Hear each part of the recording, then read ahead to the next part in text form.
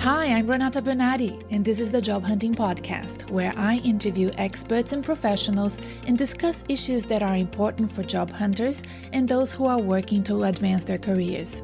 So make sure that you subscribe and follow, and let's dive right in. Hello, everyone. I hope you're having a lovely festive season. As this episode goes out into the world, Christmas 2021 is behind us, and the new year is a few days ahead. There are so many dreams and hopes we have postponed for the past 2 years. I am sure many of you will agree that the end of 2021 and the beginning of a fresh, brand new year is a very exciting and hopeful prospect. I wish all of you listeners all the very best in 2022 and hope that you make your dreams come true, live your life purposefully, and enjoy the journey as well as the destination. It's summer in Australia, and I'm taking a break from weekly podcasting to spend time on the beach and relax with my family and friends. So today, we're rebroadcasting a special episode that I think is a good one for this time of the year. If you don't have a job, it will help you set your expectations and make powerful and achievable goals for the year ahead. And if you have a job and you're considering moving on from it, this episode will help you set your goals pragmatically. It's a win-win for all listeners. This episode and the comprehensive blog post that is a companion to it, which you can find on the link that's available in this episode show notes. It's the link to my website's blog. They are an extract from one of the lessons from my online course and group coaching program, the Job Hunting Made Simple program. Job Hunting Made Simple is coming back in February, and some of you may be ready to join this great program that has been so successful to past professionals who attended it in previous years. So if you want to learn more and register your interest in participating in the next group coaching program that starts in February, please go to my website, renatabernardi.com. There's a link to find out more about it in the episode show notes as well. Okay, so let's listen and learn more about the recruitment process and how it affects you, the job seeker. And Happy New Year, everyone. Job hunting usually takes longer than you think. I know you don't like the sound of that. However, I did not start this podcast to sweeten the pill for you, did I? I started it to tell you like it is. And in this episode, the first episode of our 2021 series, I am going to take you behind the scenes into my Job Hunting Made Simple online course and group coaching program. In this lesson, which is lesson 1 of the recruitment and selection module, which is module 4 of the program, I explain how positions are typically designed, approved, and advertised by organizations. Being aware and understanding the whole recruitment and selection process is an essential aspect of a successful job hunting pursuit. If you want to play the game to win, you need to understand the rules of the game. Am I right? It's also important to understand the process or game from the other player's point of view. Why was this role advertised? How? What is the organization trying to achieve by having this role, this specific role? What does it mean for the organization to invest time, money, and resources to advertise this role and have this position on board? In the Job Hunting Made Simple online course and coaching program, we start each module by raising awareness of the problem at hand. In this case, the recruitment and selection process. You're about to hear is the first lesson in that module 4. Then, what we do in the next lessons is we focus on how to play the very best game to win. How do you become the best candidate going through the recruitment and selection process? So usually each module has between 3 to 5 lessons so that we can really dig deep and ensure that by the end of each module, the candidate is ready, feels confident, and can activate a great game, a pitch, and in this case, nail the recruitment and selection process in the weeks ahead so that they can get that great job that they want. Okay, now you know what this episode is all about. I hope that you're curious to hear about it, so let me tell you what it really takes to find a job through a recruitment and selection process from start to finish. Here is lesson 1, module 4 of the Job Hunting Made Simple program. let's start lesson 1 of week 4, recruitment and selection. So today we are going to go through a whole series of rules of twos, and we will very simply understand the selection process in a very complete and accurate way. Not just from the point of view of the candidate, but really thinking holistically, comprehensively, what's going on behind the scenes on the other side of the wall when you're sort of thinking about your application so much. But, I want you to have the confidence and the sense of control that you know what's going on the other side of the field. In this lesson, you will learn all the steps companies go through in order to advertise a role, how hiring decisions are made, and how the selection process unfolds. 2 ways rules. Let's break the entire process down to very simple actions and go through it in detail.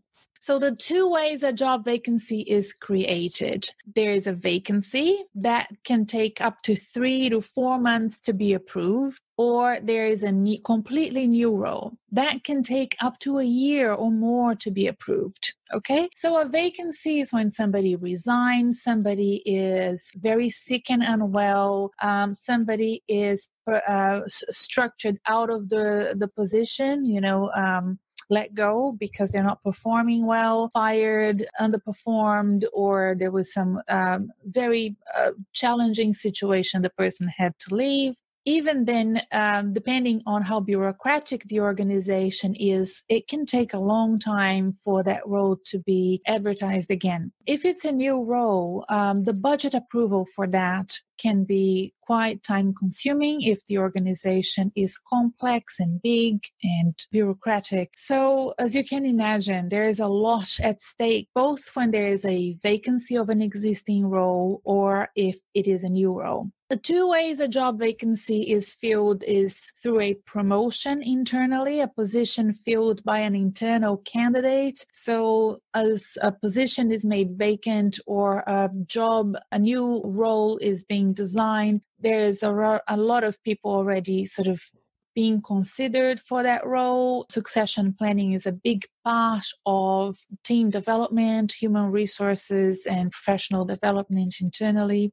And there could be people that are keen to apply for that role or being considered for that role by their managers. However, many times either there isn't somebody internally or there is also a need to advertise externally, either because policies and procedures, protocols require the position to be advertised, or because they want to make sure that the very best candidate for that role is the one that gets the position. So they want to compare and contrast the internal candidate with whoever advertised from an external environment and see who the best candidate is. So it is advertised internally or externally. Sometimes organizations are so large and complex that even an internal advertisement can bring in lots of interesting candidates and made to be filled by an internal or external candidate, as I said. So those are 2 ways a position can be filled. 2 ways a job vacancy is promoted. So if it's decided that a job will be advertised externally, it can be done so in-house. So the manager and or HR handles the process.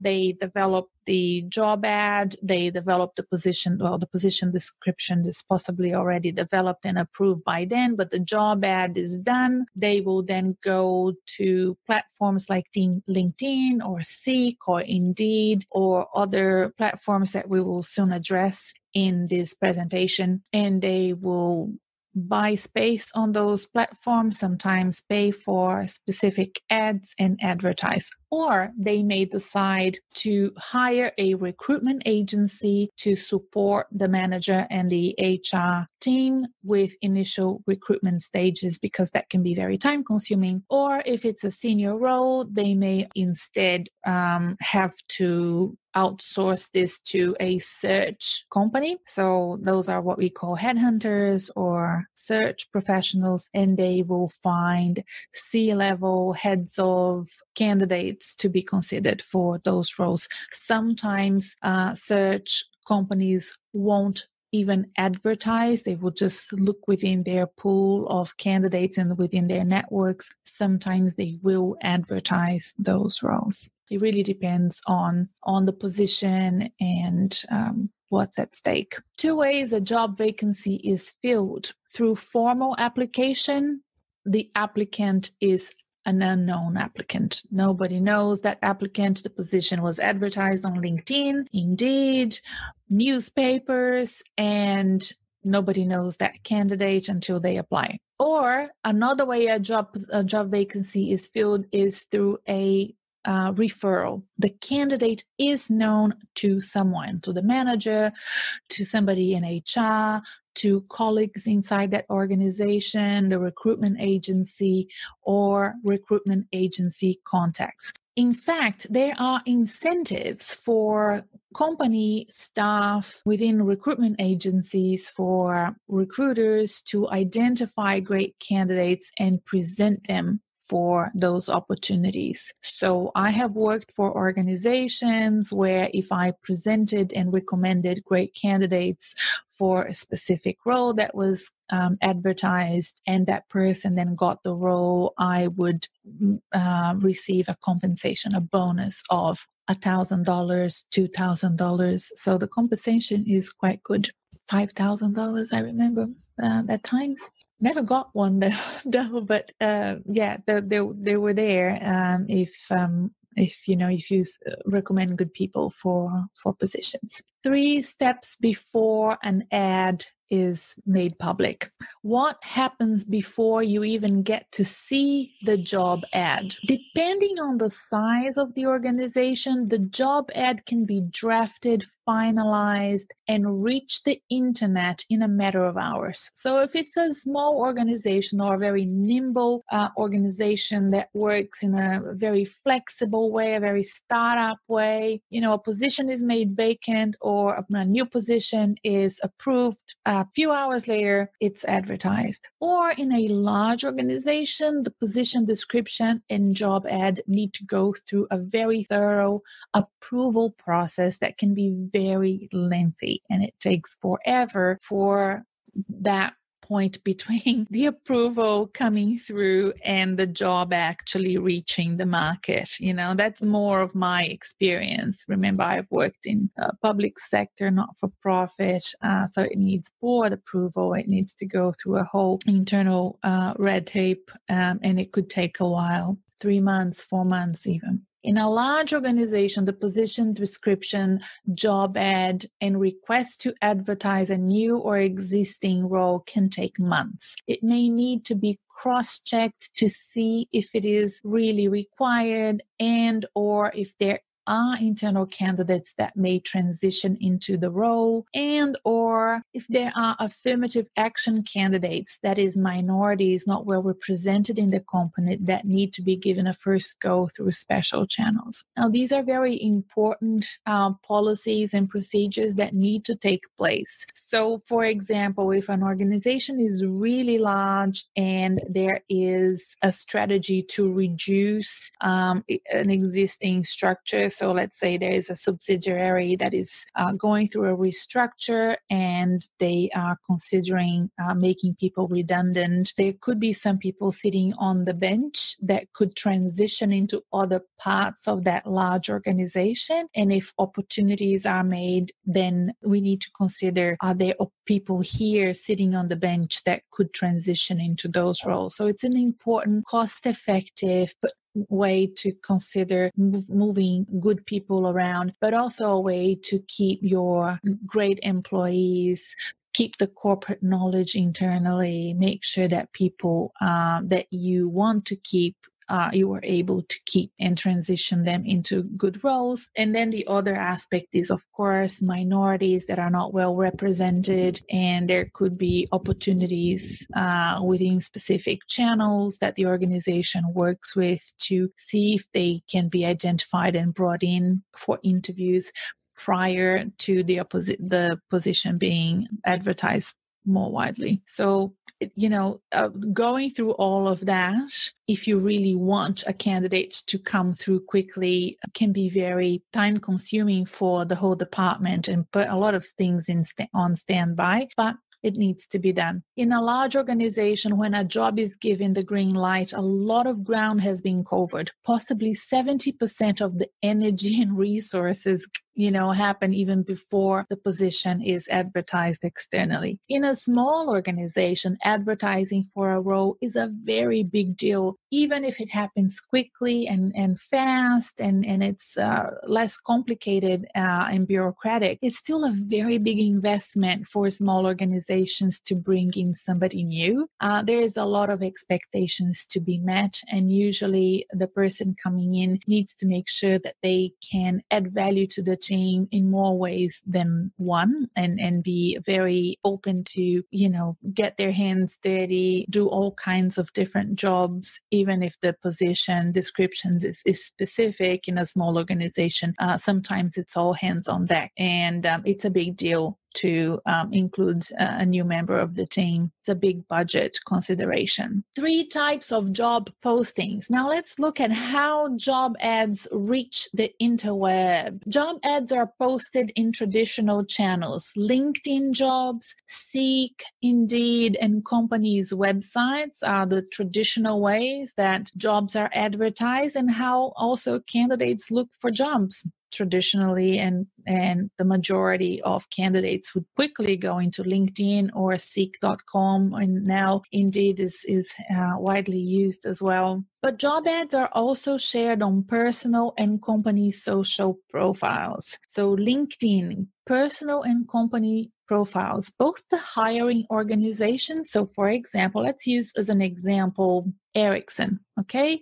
Big international company. They will have a LinkedIn profile. They may even have, I've just pulled that out of my head, but they may even have country-specific LinkedIn profile. They could have an Ericsson Australia. They could Bosch, another company. They could have Bosch, and they could have Bosch Australia. If a position is made available, it's very, very likely that those organizations would write a post on LinkedIn to advertise that job. It's also very likely that the individuals in that company that are close to that position, either because they work in HR or because they work within that team that's hiring, that they would write posts so that people within their network know that they're hiring, and they can, within their circle of influence, they can bring in good, high quality candidates. Also, if the organization decides to outsource part of the recruitment and selection to a recruitment agency or an executive search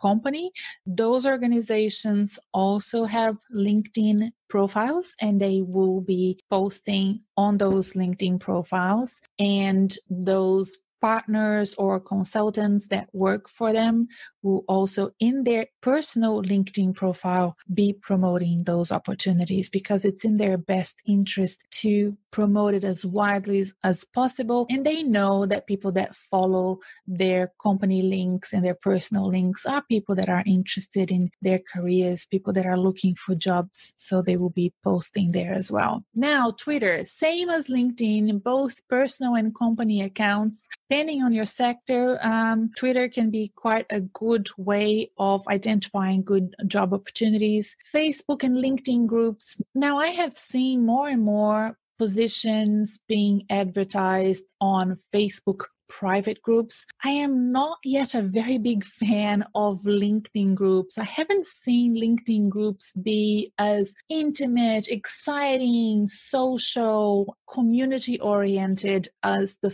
Facebook professional groups. I am involved in quite a lot of Facebook professional groups. I have tried the LinkedIn professional groups. I have found them really bland, really, not exciting and very static, whereas the Facebook groups are much more interactive and add more value to me as a professional. And on those groups, I have seen more and more people placing job opportunities there, both small business and large businesses placing their job opportunities with links to either LinkedIn or seek.com on the Facebook posts. Job ads are also shared on special boards. Now, I really like special boards for job opportunities. I think that employers that take that step further into identifying the best job boards for their positions that they are advertising are special employers, and they are looking for the very best candidates. I also believe that if they take the time to find those special boards, that they will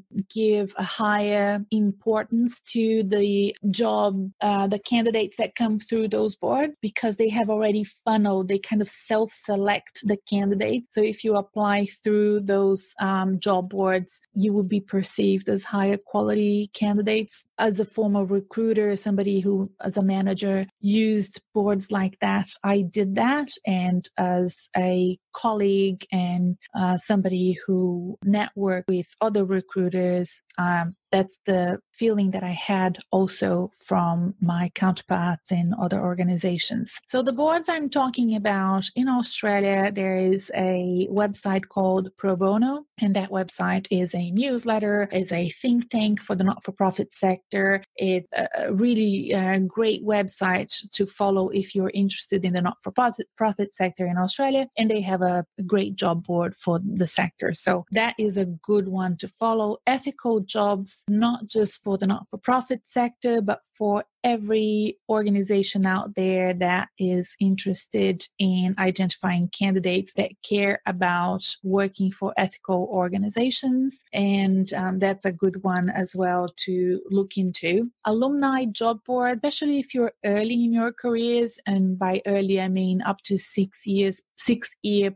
post-graduation, I would go into the university alumni platforms and check those. Monash and Deakin and Melbourne University. I'm based in Melbourne, so I'm using those as examples. They have great job boards, and I'm assuming many other universities also do. Professional and industry associations also tend to have great job boards. So if you're a member of a professional association, check out your website and see the job boards that they have, if any. And if they do, have a look at those. They tend to be very good quality. So in this lesson, what we went through was what's happening behind the scenes at the organizations that you're applying for, how hiring decisions are made, which means you need to be creative and resourceful in how you get noticed for promotion and job opportunities. It's not just going to seek.com and applying randomly and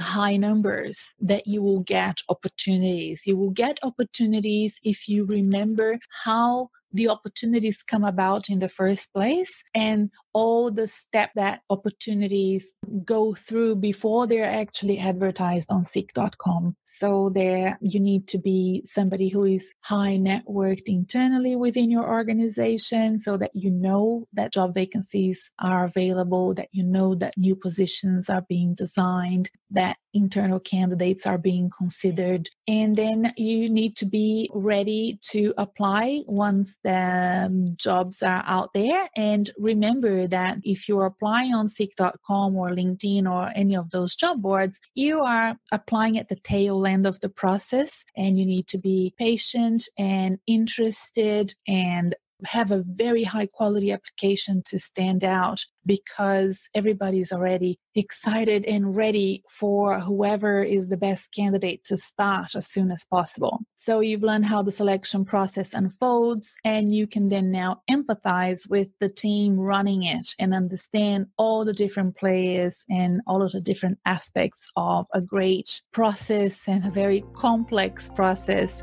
happening in that puzzle.